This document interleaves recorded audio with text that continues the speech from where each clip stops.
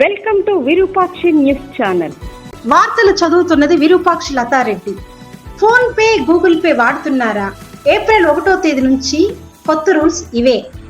UPI లావాదేవీలను పటిష్టంగా నిర్వహించేందుకు కొత్త సెక్యూరిటీ చర్యలను చేపట్టారు. యూపీఐతో లింక్ ఉన్న ఇన్యాక్టివ్ నెంబర్లను డీయాక్టివేట్ చేయనున్నారు.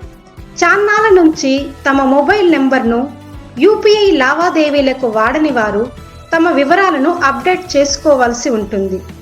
ఏప్రిల్ 1వ తేదీ నుంచి కొత్త రూల్స్ అమలులోకి వస్తాయి. ఇటీవల యూపీఐ లావాదేవీలు ఎక్కువైపోయాయి. అందరూ యూపీఐ ద్వారానే బిల్లులు కట్టేస్తున్నారు. ఈ నేపథ్యంలో national payments corporation of India కొత్త రూల్స్ తీసుకొచ్చింది. ఏప్రిల్ 1వ తేదీ నుంచి అవి అమలులోకి రానున్నాయి. ఆర్బీఐ మార్గదర్శకాల ప్రకారం యూపీఐ లావాదేవీలను పటిష్టంగా నిర్వహించేందుకు కొత్త సెక్యూరిటీ చర్యలను చేపట్టారు. యూపీఐతో లింక్ ఉన్న ఇన్యాక్టివ్ నెంబర్లను డీయాక్టివేట్ చేయనున్నారు. చాన్నాళ్ల నుంచి తమ మొబైల్ నెంబర్ను యూపీఐ లావాదేవీలకు వాడని వారు తమ వివరాలను అప్డేట్ చేసుకోవాల్సి ఉంటుంది.